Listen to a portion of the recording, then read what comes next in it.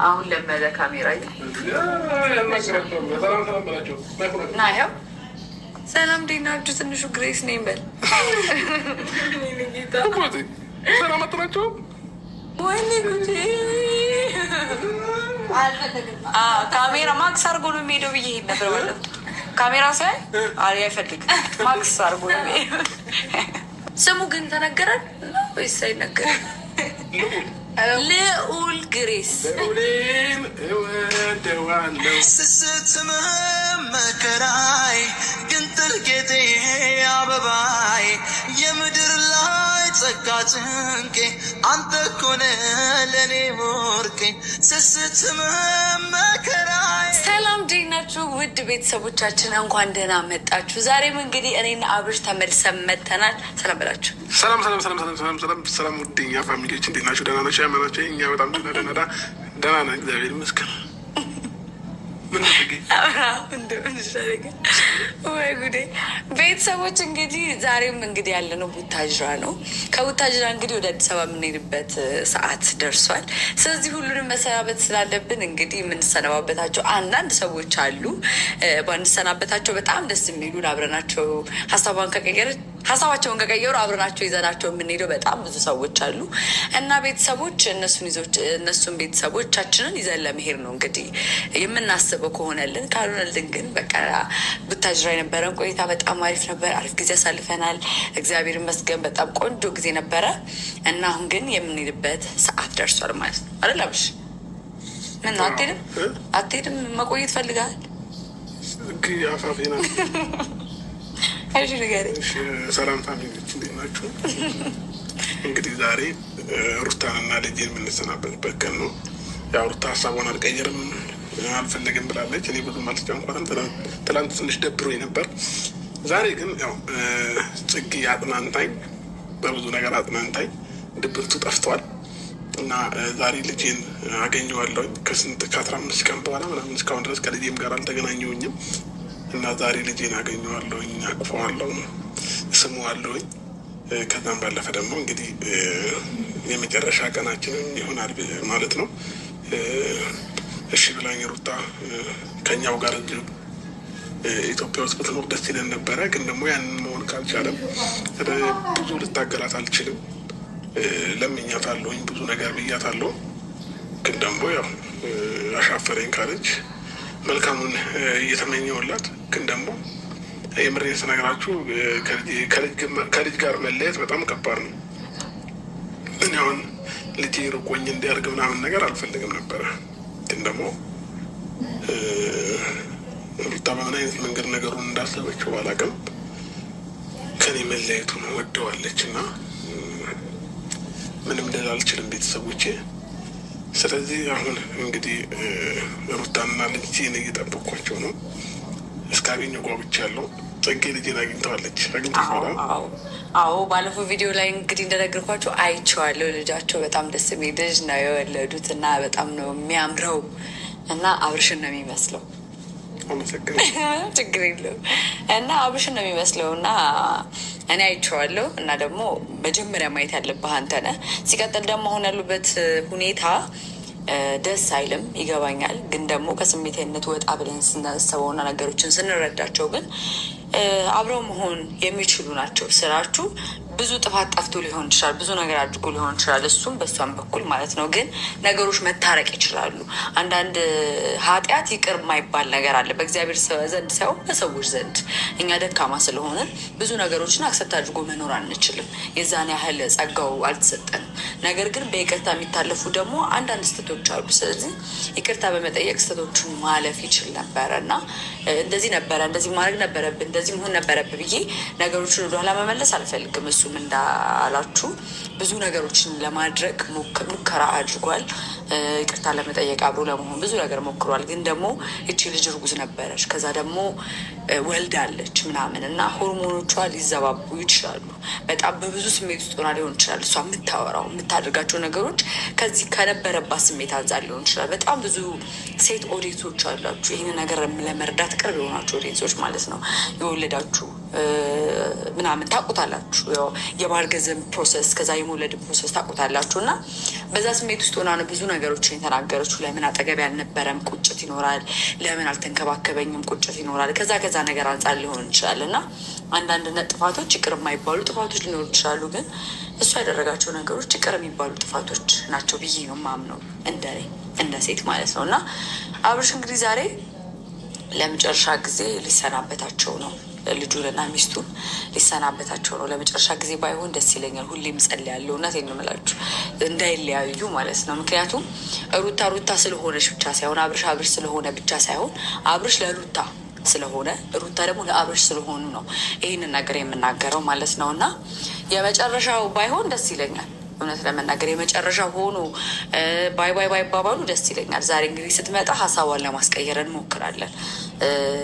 ልጃቸውም ይመጣል እንግዲህ ልጃቸውን ሲያዩ እሱም ሲኖር በአካል ሲገኝ ምንም ነገር ስሜት ይቀይራል እና ሩታ መታ ልጇን ይዛ መታ ቻው የሚባባሉበት ቀን ነው ዛሬ። ወደ አዲስ አበባ የሚሄድበት ቀን ነው እሷም እንግዲህ ወደ ውጭ ካልሄድኩኝ ብላለች። በሽምግልና ይዘነዋል ነገሩን ምናምን እሺ እንደምትል ተስፋ እናደርጋለን። እግዚአብሔር ያውቃል፣ ሌላውን እግዚአብሔር ይጨመርበት እና ፈጣሪ ያውቃል። ለፈጣሪ ትተነዋል። ግን ደግሞ ዛሬ እንዳልኳችሁ መሄዳችን ደስ ቢለኝም ያለ እነሱ መሄዳችን ደግሞ ደብሮኛል እና እንግዲህ እስኪ እንደምንም ዛሬ እሷን ለማስቀየረት እንሞክራለን።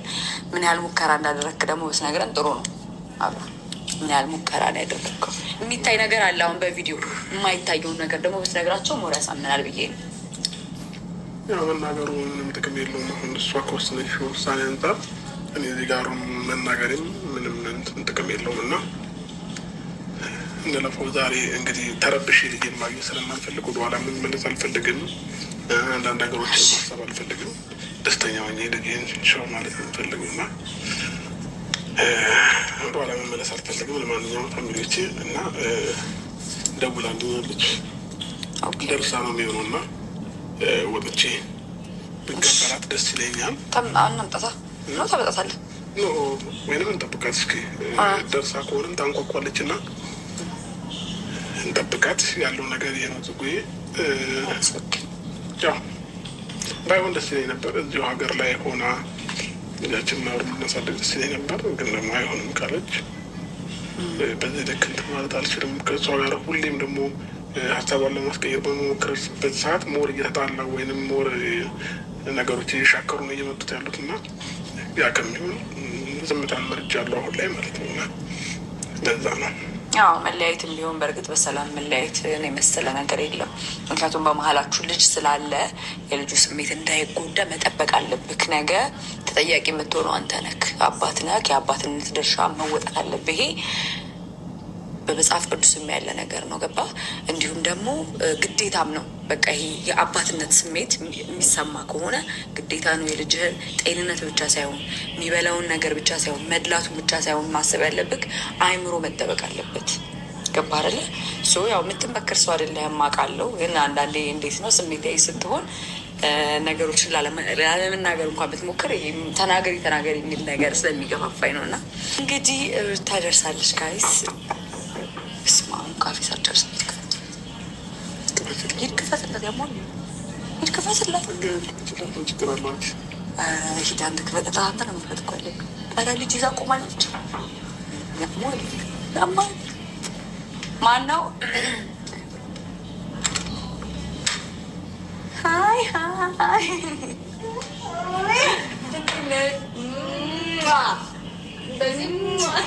ሀይ ልክት ብሎነች ቅት እንደናገኝ አባት ቡና ሳይጠጣ ነው የመጣው።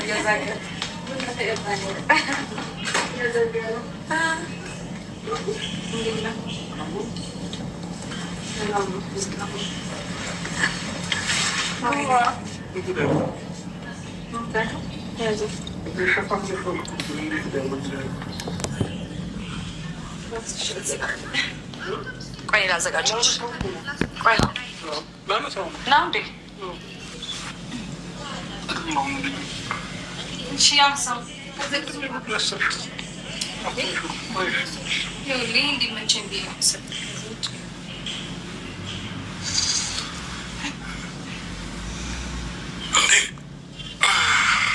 ያሳቀቅኝ ሁሌ። እንዴት ነህ? ደህና ነህ? ወይኔ አንተ ቀስ በል በእናትህ አታሳቀን እንዴ። በስነ ስርዓት ያዘው።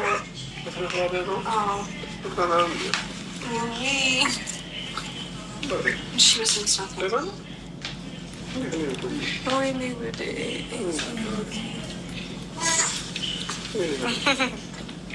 እንዴት ነህ? ደህና ነህ?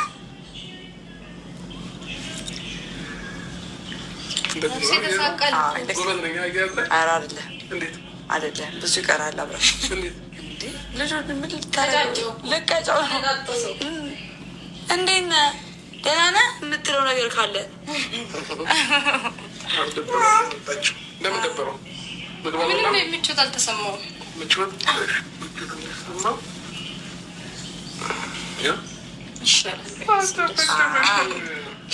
ሰላሜን ላግኝ ያዘው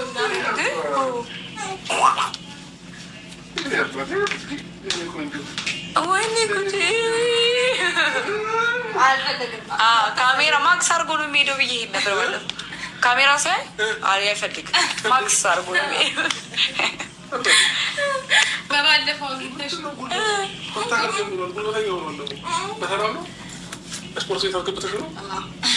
ስፖርት ይሰራል ወይ ጉዴ።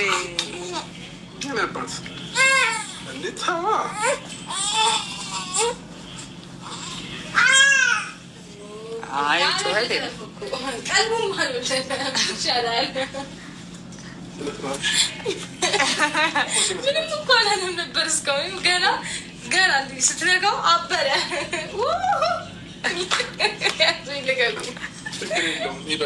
አባቱ ላይ ቢጨማለቅም ቢያለቅስም ምንም ማድረግ